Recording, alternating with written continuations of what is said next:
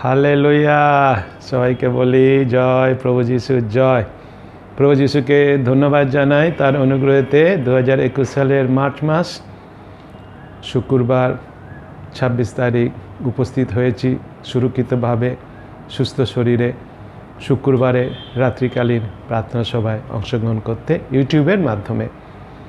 প্রার্থনাপূর্বক আসি আমরা যিশুর চরণে সমর্পিত হই, পবিত্র আত্মার শক্তি প্রাপ্ত হই এবং শুক্রবারে রাত্রিকালীন প্রার্থনা সভাতে আত্মা এবং সত্যে প্রথম থেকে শেষ পর্যন্ত অংশগ্রহণ করি।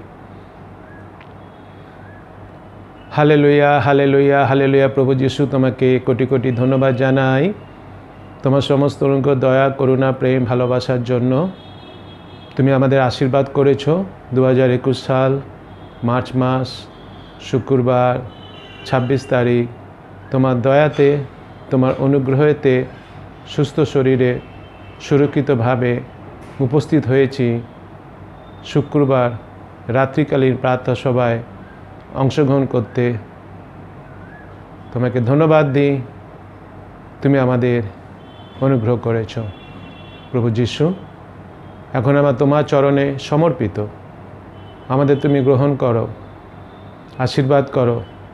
আমরা দুর্বল, আমরা পামর, আমাদের কোনো শক্তি নেই, আমরা পাপী, স্বীকার করি পাপ, ক্ষমা চাই। ক্ষমাকারী ঈশ্বর তুমি, পাপ ক্ষমা করো। পবিত্র আত্মার শক্তি আমাদের তুমি দান করো। পবিত্র আত্মার পরিচালনা যেন আমরা মেনে নিই এই প্রার্থনা করার সময়, প্রথম থেকে শেষ পর্যন্ত যেন পবিত্র আত্মায় পরিচালিত হয়েই আত্মা এবং সত্যে অংশগ্রহণ করি এই প্রার্থনায়। আমরা দুর্বল, আমরা পামর, আমাদের শক্তিতে আমরা শেষ পর্যন্ত জেগে থেকে প্রার্থনা করতে পারি না। সেই জন্য তুমি আমাদের পবিত্র আত্মা দিয়েছ, তোমাকে ধন্যবাদ জানাই। আশীর্বাদ করো, আমাকে অনুগ্রহ করো, তোমার হাত আমাকে স্পর্শ করো। আজকে রাতে যে বাক্য তুমি মোহিত করেছো, সে বাক্যের ব্যাখ্যা আমাকে দিয়ে তুমি করিয়ে নাও। আমি পারি না, আমার কোনো যোগ্যতা নেই, কিন্তু তুমি আমাকে সাহায্য করো।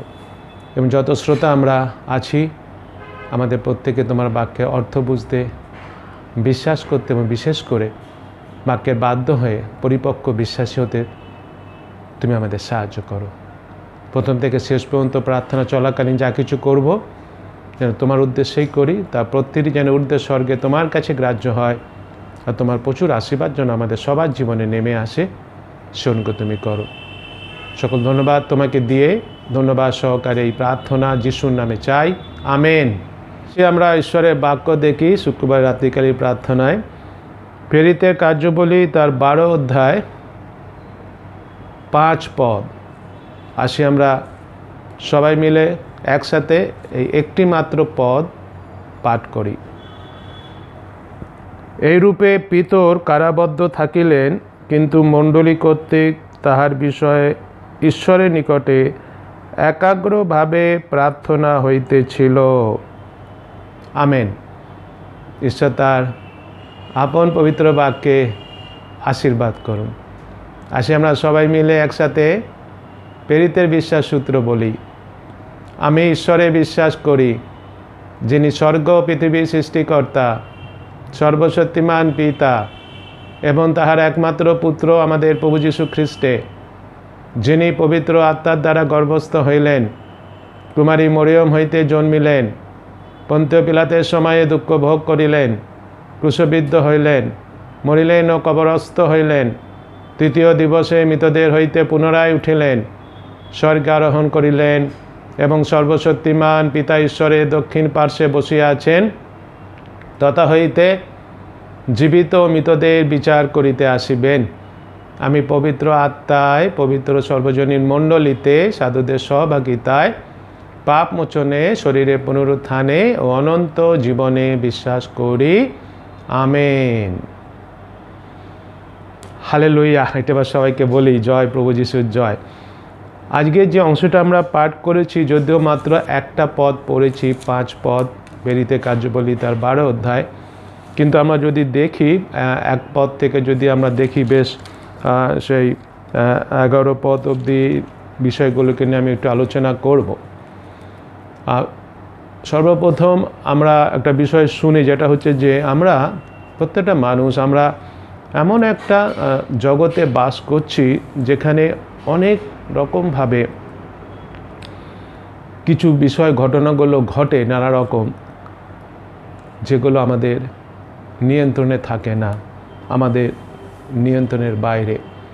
এবং সেই জন্য আমরা সবসময় মনে করি যে এই এমনই একটা জগৎ, এটা হচ্ছে আমাদের নিয়ন্ত্রণের বাইরে। অর্থাৎ মায়াটা হচ্ছে কি, কোনো কিছুই আমাদের পক্ষে নিয়ন্ত্রণ করা সম্ভব হয় না। আমাদের প্রত্যেকেরই ব্যক্তিগত জীবনে নানা রকমের যুদ্ধ আছে।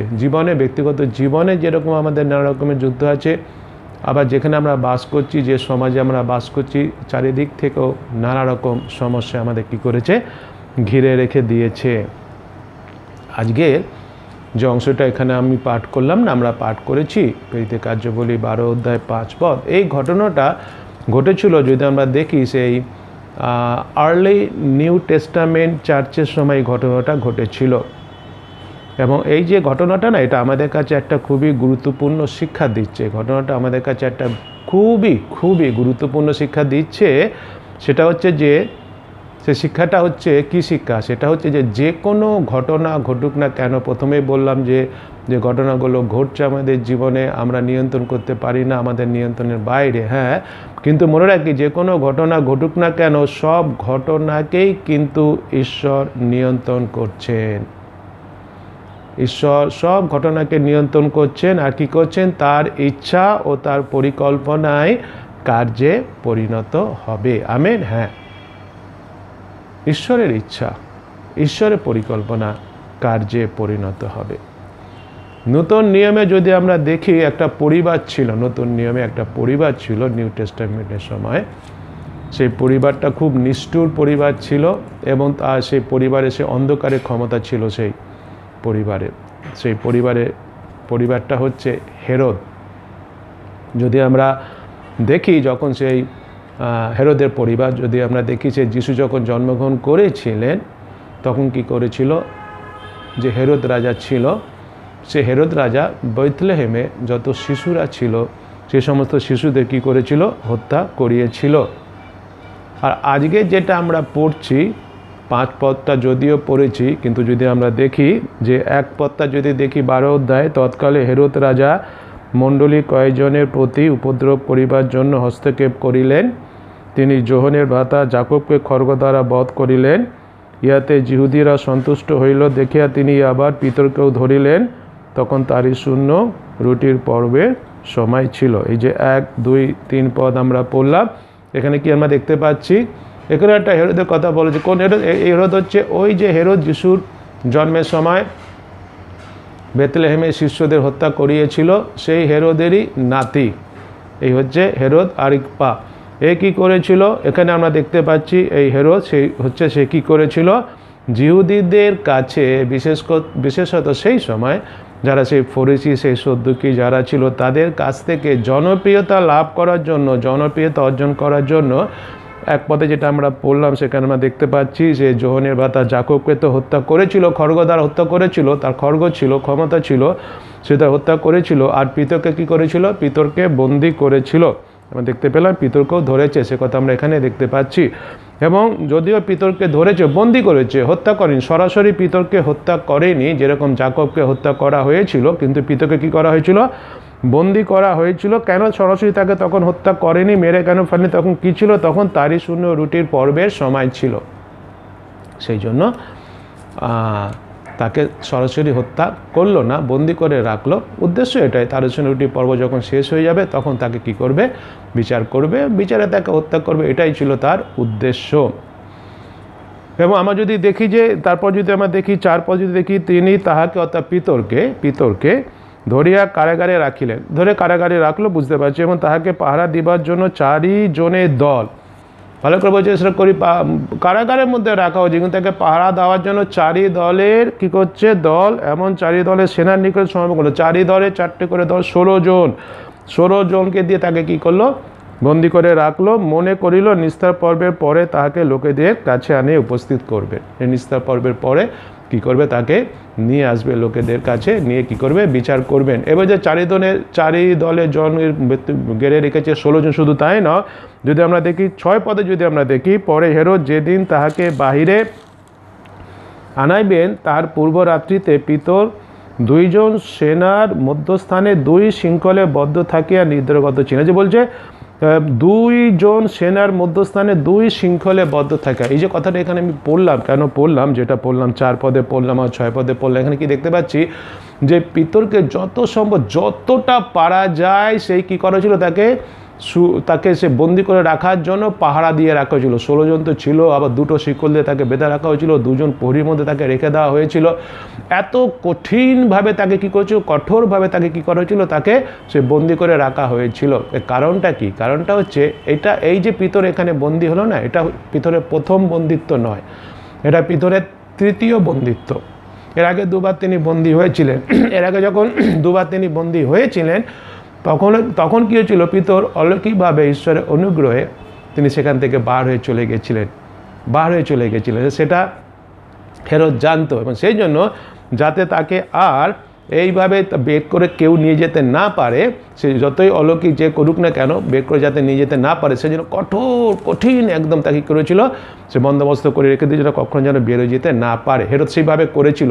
কিন্তু এখানে যেটা আমাদের বুঝতে হবে, হেরোদ এতই বোকা ছিল যে সে ঈশ্বরের বিরুদ্ধে লড়ছিল। ঈশ্বরের বিরুদ্ধে সে লড়ছিল, আর সে যে বোকা সে কিন্তু সেটা বুঝতে পরে সে পেয়েছিল। এখানে আমাদের একটা জিনিস ভালো করে বুঝি আমরা, যে বিষয় যেটা হচ্ছে যে, কেননা যত সব ক্ষমতা পৃথিবীতে আছে, কিংবা পৃথিবীর যারা কন্ট্রোল করছে, পৃথিবী যারা পরিচালনা করছে, পৃথিবীর যাদের ক্ষমতা আছে, এই যত সব ক্ষমতা পৃথিবীতে আছে, তার থেকেও ঈশ্বরের ক্ষমতা আরও শক্তিশালী। হালেলুয়া। আর মানুষেরা যতই পরিকল্পনা করুক না কেন, ঈশ্বরের পরিকল্পনায় পূর্ণ হবে। Hallelujah, praise the lord. এটা যেন কখনো আমরা ভুলে না যাই, মনে রাখবেন। সেটাই আমরা দেখতে পাই। এই যে হেরোদ খুব পরিকল্পনা করেছে, যাকবকে মেরে ফেললো, খুব পপুলারিটি পেল, খুব সন্তুষ্ট হলো ইহুদিরা। এবার আবার তাদের সন্তুষ্ট করতে হবে, সেজন্য চিন্তা করলো পিতরকে ধরি, কেননা পিতরও তখন প্রভুর নাম প্রচার করছিল, পিতরকে ধরতে হবে। সেই জন্য সেই সমস্ত ফরিসি সদ্দিকেরা পছন্দ করছিল না পিতরকে। এইভাবে পিতরকে কী করবো, মেরে ফেলবো। ঠিক আছে, কিন্তু এখন তারের রুটি পর্ব চলছে, এখন তো মেরে ফেলা যাবে না। তারের রুটির পর্ব যখন শেষ হয়ে যাবে, তখন তাকে আমি বিচারে নিয়ে আসবো, বিচারে আমি মারবো। এবং সেজন্য পালিয়ে যেতে যেন না পারে, খুব কঠিন অবস্থা কী করা হয়েছিল, বন্দি করে রাখা হয়েছিল। সেটা আমরা দেখি 6 পদ অবধি আমরা দেখলাম। কিন্তু এখানে একটা বিষয় বলি, যেটা এখন আলোচনার বিষয় নেই, তবুও দেখি যখন তাকে সেই কঠিন অবস্থায় বন্দি করে রাখা হয়েছে পিতরকে, 6 পদে দেখছি যে পূর্ব রাত্রিতে যে বিচার করবে তার আগের রাত্রিতে পিতরকে কী হয়েছিল, 2 জন সেনার মধ্যস্থানে 2 শৃঙ্খলে বদ্ধ করে রেখেছিল, কিন্তু পিতর কী করছিল, ঘুমাচ্ছিল নিদ্রায়। যাই হোক, এই যে রেখেছিল, তারপরে আমরা কি দেখি, 7 পদ থেকে কি আমরা দেখতে পাই, এইভাবে যখন পিতরকে রেখে দেওয়া হয়েছে, এবং সেই হেরোদ অপেক্ষা করছে তারের রুটি পর্ব শেষ হবে, এইবার আগামী দিন তাকে করা হবে, বিচারে নিয়ে গিয়ে তাকে আমি মেরে ফেলবো। তখন কি 7 পদ দেখি, আমি 7 পদ থেকে পড়ছি, আর দেখো প্রভুর এক দূত তাহার কাছে আসিয়া দাঁড়াইল। প্রভু সেই শৃঙ্খলে বদ্ধ হয়ে আছে জেলখানার মধ্যে, তাকে 2টো শৃঙ্খল দিয়ে বেঁধে রেখে দিয়েছে। এইভাবে যখন সে রয়েছে, তখন একটা প্রভুর দূত আসলো, এবং কারাকক্ষে আলোক, যখন প্রভুর দূত আসলো তখন সে কারাগারের মধ্যে অন্ধকার ছিল, তো আলো হয়ে গেল। তিনি পিতরের কক্ষিতে এসে আঘাত করিয়া তাকে জায়গায় উঠিলেন, শীঘ্র ওঠো, ধাক্কা মেরে, এই পিতর ওঠো। সে গভীর নিদ্রায় ঘুমাচ্ছিল, তার কোনো চিন্তা নেই। তাকে বলছি উঠো। তখন তার 2 হস্ত হতে শৃঙ্খল পড়ে গেল, যে 2 হস্ত তাকে শৃঙ্খলতে বেঁধে রেখে দিয়েছিল, খুলে পড়ে গেল। হালেলুয়া। তারপরে কি দেখতে পাচ্ছি, আর সেই দূত তাকে কইলেন, কোমর বাঁধো, তোমার জুতো পরো। পিতর তাই করলো, কোমর বাঁধলো, জুতো পরলো। তবে কি বললো, পরে দূত তাকে কইলেন, গায়ে কাপড় দিয়ে আমার পশ্চাৎ এসে, গায়ে কাপড় দাও, এসো আমার পেছন বললো। তাতে তিনি বাইর হইয়া তার পশ্চাৎ যাইতে লাগিলেন। বাইরে সেই দূতের পেছন তিনি যাচ্ছেন, কিন্তু দূতের দ্বারা যাহা করা হইল তা যে বাস্তবে ইয়া তিনি বুঝিতে পারিলেন না, বরং মনে করিলেন তিনি দর্শন দেখিতেছেন। কিন্তু পিতর বুঝতে পারছেন এটা সত্যি ঘটনা নাকি কি হচ্ছে। সে ভাবছে আমি ঘুমিয়ে কি দেখছি, আমি স্বপ্ন দেখছি। পরে তাহারা প্রথম ও দ্বিতীয় প্রহরীর দল পশ্চাৎ ফেলিয়া প্রথম দ্বিতীয় প্রহরীর দলকে পেছনে ফেলে দিল, ফেলে দিকে হচ্ছে এগিয়ে যাচ্ছে। যখন গিয়া নগরে যাওয়া যায়, সে নগরের মধ্যে যাবে, সেখানে লৌহদ্বারের কাছে উপস্থিত, লৌহদ্বার, সেখানে আবার লৌহদ্বার বন্ধ করা আছে, সেখানে উপস্থিত হলো। তখন কি হলো, সেই দ্বারের কভার তাহাদের সম্মুখে আপনা আপনি হয়েছে, দ্বার বন্ধ করা আছে, লোহার দ্বার, সে আপনা আপনি হু করে খুলে গেল। হালেলুয়া, সেটা আমরা দেখতে পাচ্ছি। তাহাতে তাহারা বাহির হইয়া একটা রাস্তা শেষ পর্যন্ত গমন করিলেন, আর অমনি দূত তাহার নিকট হইতে প্রস্থান করিলাম। রাস্তায় শেষ পর্যন্ত গিয়ে যখন উপস্থিত হলো, তখন সেই দূত তার কাছ থেকে চলে গেল। পিতর তখন কি হলো, তখন পিতর সচেতন হইয়া কহিলেন, এখন আমি নিশ্চয় জানিলাম প্রভু নিজ দূতকে প্রেরণ করিলেন ও হেরোদের হস্ত হইতে এবং জিহুদী লোকদের হস্ত হইতে আকাঙ্ক্ষা হইতে আমাকে এই যে বলছে যে প্রভু কি করলেন, নিজ দূতকে প্রেরণ করিলেন। তখন পিতর বুঝতে পারলো যে এটা স্বপ্ন না, এটা স্বপ্ন না, এটা সত্য ঘটনা ঘটেছে। কি সত্য ঘটেছে, প্রভু তার নিজ দূতকে প্রেরণ করেছে এবং হেরোদের হস্ত হইতে ও জিহুদী লোকদের সমস্ত আকাঙ্ক্ষা হইতে আমাকে উদ্ধার করিলেন। হেরোদ এবং জিহুদীদের আকাঙ্ক্ষায় পিতরকে করতে হবে, মেরে ফেলতে হবে। হেরোদের আকাঙ্ক্ষা কি, মেরে ফেলে আমি পপুলারিটি হব, এদের হাত থেকে উদ্ধার করে। কার ইচ্ছা পূর্ণ হলো, ঈশ্বরের ইচ্ছা পূর্ণ হলো। সেটা আজকে আমরা এখানে দেখতে পেলাম। কিন্তু মণ্ডলীর বিশ্বাসী ভাই বোন, এই যে বিষয়টা আজকে আমরা এখানে দেখলাম, এই যে ঘটনাটা ঘটলো, এই ঘটনা নিশ্চয় ঈশ্বর ঘটিয়েছেন, প্রভুই ঘটিয়েছেন। পিতর সেটাই বললো, প্রভুই পাঠিয়েছেন, ঈশ্বরই পাঠিয়েছেন, যিশুই পাঠিয়েছেন দূত পিতরকে রক্ষা করার জন্য, পিতরকে বন্দি থেকে বার করে এনেছেন প্রভুই, লোক পাঠিয়ে, দূত পাঠিয়ে। কিন্তু তার আগে একটা যেটা পথটা আজকের আমরা পড়েছি, 5 পথটা, সেটা হচ্ছে আসল বিষয়ে আজকে আলোচনা করার জন্য। সেটা হচ্ছে কি, ঈশ্বর তার পরিকল্পনা পূর্ণ করার জন্য মণ্ডলীর প্রার্থনাকে ব্যবহার করেন। হালেলুয়া। তখন সেই মণ্ডলীর বিশ্বাসীরা মণ্ডলীতে এসে একত্রিতভাবে তারা কি করছিল, প্রার্থনা করছিল। যখনই মণ্ডলী জানতে পারল পিতরের বন্দী হওয়ার কথা, তখনই তারা প্রার্থনা করার জন্য মণ্ডলীতে এসে একত্রিত হলো। 5 পথটা আবার পড়ি আমি। এরূপে পিতর কারাবদ্ধ থাকিলেন, কিন্তু মণ্ডলী কর্তৃক তাহার বিষয়ে ঈশ্বরের নিকটে একাগ্রভাবে প্রার্থনা হইতেছিল।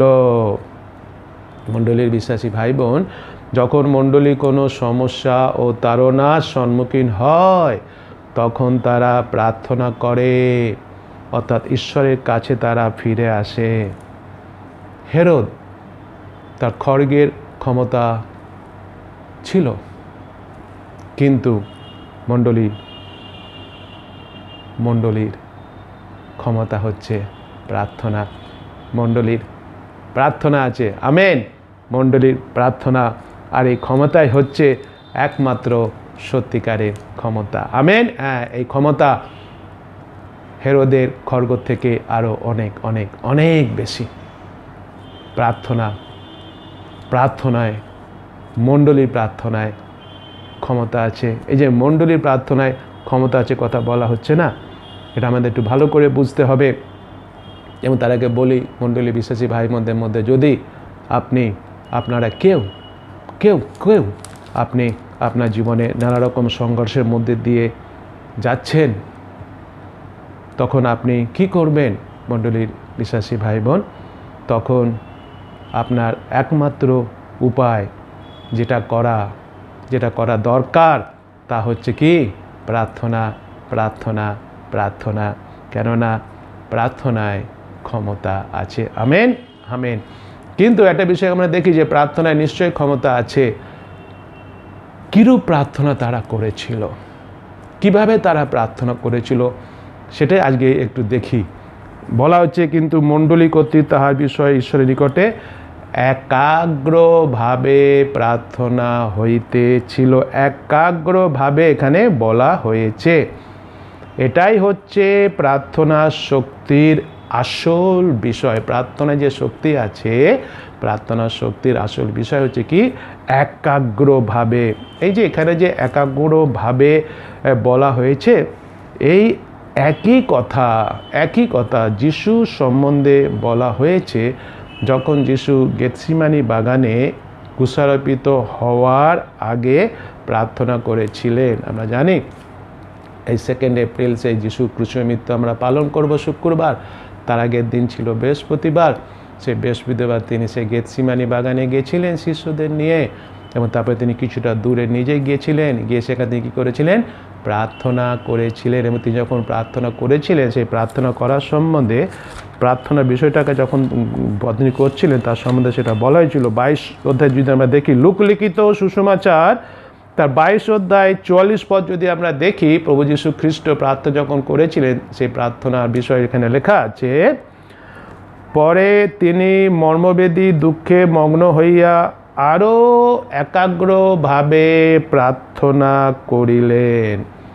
পরে তিনি মর্মবেদী দুঃখে মগ্ন হইয়া আরও একাগ্রভাবে প্রার্থনা করিলেন। এখনও আমরা দেখতে পাচ্ছি সেই একাগ্রভাবে প্রার্থনার কথা বলা হয়েছে। যিশু একাগ্রভাবে পিতার কাছে প্রার্থনা করেছিলেন। পিতর যখন বন্দী ছিল তখনও মণ্ডলীর বিশ্বাসীরা একাগ্রভাবে প্রার্থনা করেছিল। এই যে একাগ্রভাবে মণ্ডলীর বিশ্বাসীরা প্রার্থনা করেছিল, অর্থাৎ তারা ক্রন্দন সহকারে চিৎকার করে প্রভুকে প্রার্থনায় বলেছিল, নিশ্চয় প্রভু, পিতরের জীবন তুমি রক্ষা করো।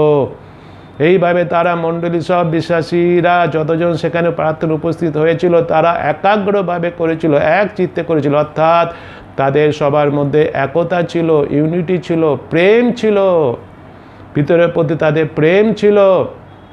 আজকের আমাদের মণ্ডলীতে প্রত্যেকটা বিশ্বাসী ভাই বোনদের মধ্যে সেই একতার দরকার আছে, একাগ্র দরকার আছে, সেই প্রেমের দরকার আছে। প্রভু শ্রীকৃষ্ণের কথা বলেছেন, যেখানে 2 কিংবা 3 জন আমার নামে উপস্থিত হয়ে এক চিত্তে প্রার্থনা করে, সেখানে আমি উপস্থিত থাকি, সেই প্রার্থনা উত্তর আমি দিই। আমাদের মধ্যে সেই একতা থাকতে হবে, আমাদের মধ্যে সেই প্রেম থাকতে হবে, এবং একাগ্রভাবে আমাদের কী করতে হবে, মণ্ডলীগতভাবে প্রার্থনা করার দরকার আছে, আমাদের নিশ্চয়ই করতে হবে। অনেক সময় কি হয়, আমরা অনেক সময় প্রার্থনার কি ফল আসবে তা না জেনেও প্রার্থনা করি আমরা। হ্যাঁ, করি আমরা। অনেক সময় আমরা জানি না প্রার্থনা কি ফল আসবে, তবু আমরা প্রার্থনা করি। কিন্তু কেন আমরা প্রার্থনা করি? আমরা প্রার্থনা করি কেননা আমরা জানি ঈশ্বর আমাদের প্রেম করেন। আমরা প্রার্থনা করি কারণ আমরা জানি ঈশ্বর আমাদের প্রেম করেন, আর বিশ্বাস করি কি বিশ্বাস করি, ঈশ্বর তার পরিকল্পনা আমাদের জীবনে পূর্ণ করার জন্য কাজ করবেন। হ্যাঁ, ঈশ্বর তার পরিকল্পনা পূর্ণ করবেন আমাদের জীবনে, সেই জন্য তিনি কাজ করবেন। কিন্তু তার জন্য আমাদের কী করতে হবে, মণ্ডলীগতভাবে একাগ্রভাবে আমাদের প্রার্থনা করতে হবে।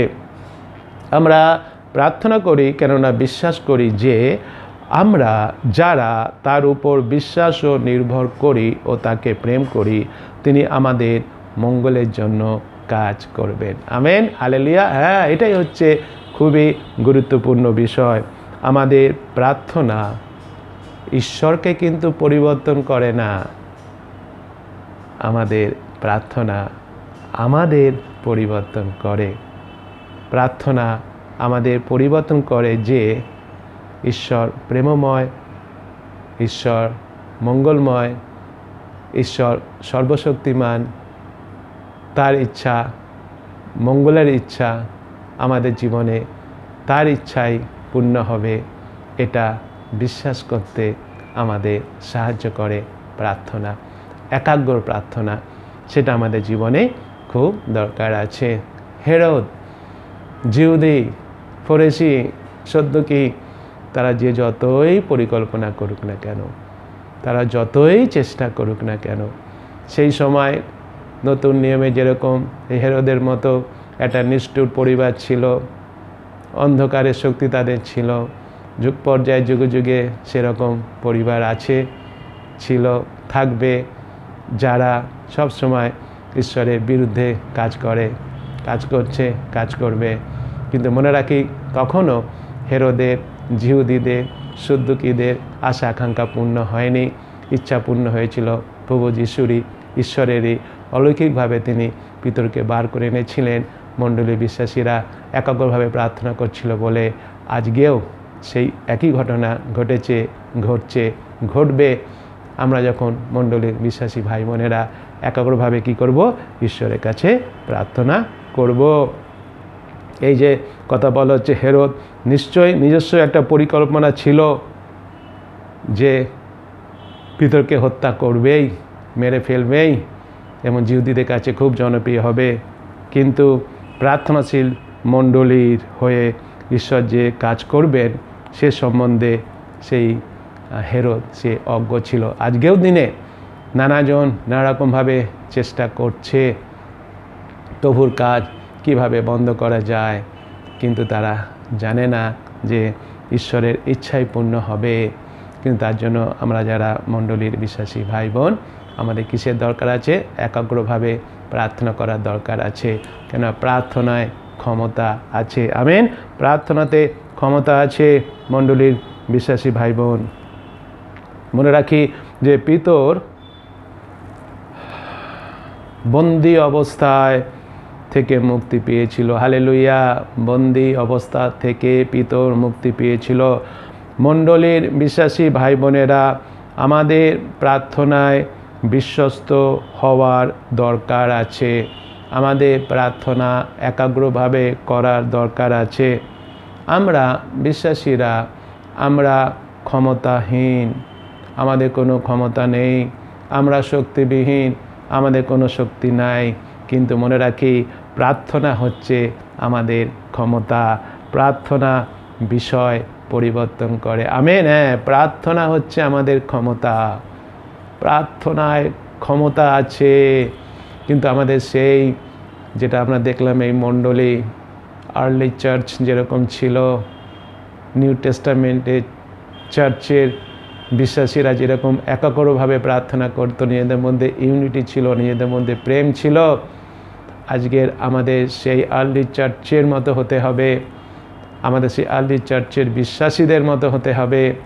আজকে আমাদের মধ্যে সেই প্রেম থাকতে হবে, আমাদের মধ্যে সেই একতা থাকতে হবে।